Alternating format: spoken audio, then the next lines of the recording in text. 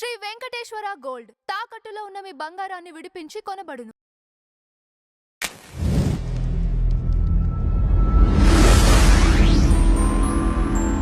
నమస్తే అండి, welcome to tree media. మనతో పాటు senior journalist, political analyst doctor Durga Vadlamani గారు ఉన్నారు.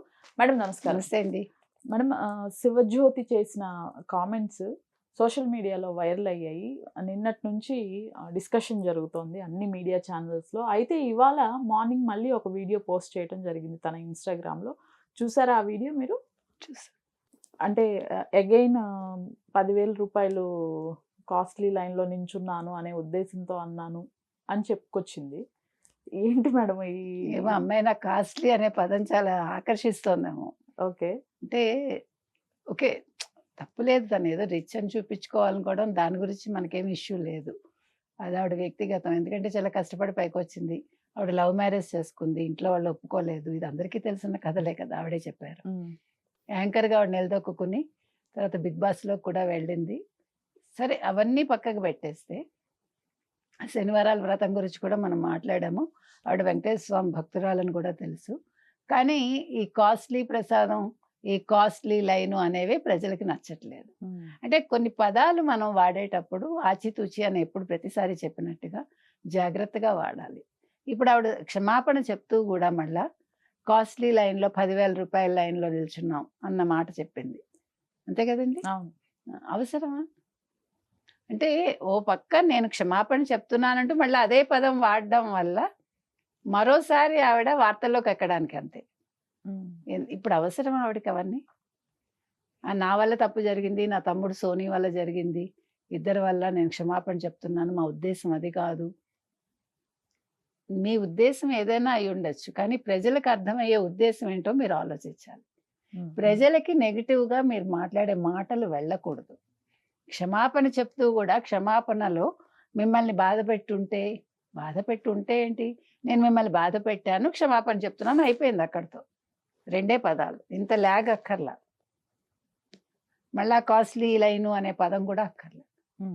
అంటే ఒక వివరణ ఇవ్వడానికి తప్పు మీద తప్పు చేయటం అంటాం మనం. సమర్థించుకోవడానికి చేసే తప్పు అది, అది సమర్థనీయం కాదు అది. కాబట్టి ఇవాళ శివజ్యోతి గారు అనే ఆవిడ ఇచ్చిన ఆ క్షమాపణ ఏదైతే ఉందో మళ్ళీ ఆవిడ ఇంకోసారి సవరించుకోవాలేమో. ఒకటండి, అత్యుత్సాహం పనికిరాదు.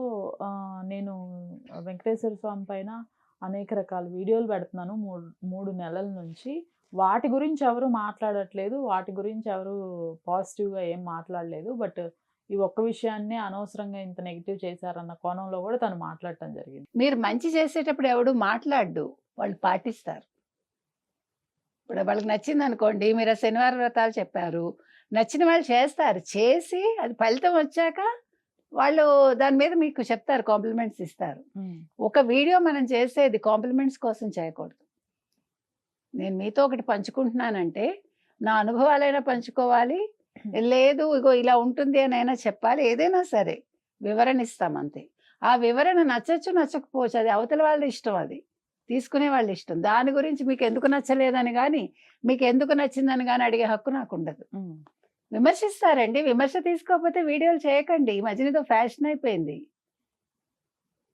విమర్శిస్తున్నారు కానీ పొగడ్రు అంటారేంటి? మిమ్మల్ని ఎందుకు పొగడాలి? ఇప్పుడు నాకు ఒక దేవుడి మీద భక్తి ఉంది, నేను పెట్టాను వీడియో. నచ్చిన వాళ్ళు నన్ను అడుగుతారు కింద కమెంట్స్లో, మేడం ఇదేంటి మేడం, ఎందుకు చేస్తారు మేడం, ఇది చాలా బాగుంది మేడం అని కూడా చెప్తారు. బాగులేదనే వాళ్ళు ఉంటారు. బాగులేదనేది మీరు హైలైట్ చేసుకుంటున్నారుగా. అలాగే ప్రజల మనోభావాలు దెబ్బతిన్నప్పుడు మాట్లాడే హక్కు వాళ్ళకుంది. వాళ్ళ దేవుడు, ఇప్పుడు దేవుడు అనేవాడు అందరికీ చెందినవాడు కదా. వెంకటేశ్వర స్వామి ఒక శివజ్యోతికి సంబంధించిన వాడు కాదు, ఒక మీకు సంబంధించిన వాడు కాదు, లేకపోతే నాకు సంబంధించిన వాడు కాదు. ఆయన లోకవ్యాప్తి అంటారు కదా, అందరినీ ఆవరించి ఉంటాడు ఆయన. కాబట్టి అప్పుడు నాకు నచ్చిన దేవుణ్ణి మీరు ఏదైనా అంటే ప్రశ్నించే హక్కు నాకు ఉంటుంది. నా ఒంటి మీద ఉన్నాడు, నా ఇంట్లో ఉన్నాడు, నా మనసులో ఉన్నాడు, గుడ్, బాగుంది, ఉండనివ్వండి. ఉన్నప్పుడు మీరు ఏదైనా దేవుడిని తిట్టాలనుకుంటే మీ ఇంట్లో తిట్టుకోండి, ఏం ప్రాబ్లం లేదు. మనం దేవుడిని తిడతాం, పనులు కాకపోతే ఏంటి దేవుడా చేసావు, నువ్వు నా జీవితం ఇలా చేసావు అని తిడతారు. మనం ఇంతకుముందు కూడా చెప్పుకొని నిందాస్తుతి అంటాం. భక్తిలో అదొక మార్గం. Right. మధుర భక్తి ఉంటుంది, భక్తిలో వివిధ మార్గాలు ఉన్నాయి, అదొక మార్గం. కానీ మీరు 10 మందికి చెప్పారనుకోండి, తిట్టారనుకోండి, అప్పుడు మిమ్మల్ని కాన్సన్ట్రేట్ చేస్తారు, మిమ్మల్ని అంటారు. నన్ను ఎందుకు అన్నారు అని అడగకండి, అనేలాగా మీరు చేయకండి. మీరు వీడియోలు చేసుకోండి, మంచి వీడియోస్ చేయండి, చెడ్డవి చేయండి, మీ ఇష్టం అది. ఇదే చేయండి అని ఎవడు చెప్పడు. ఆ చేసిన దాని మీద విమర్శ వస్తే విమర్శ తట్టుకునే శక్తి ఉంటేనే మీరు వీడియోలు చేయండి ఎవరైనా సరే.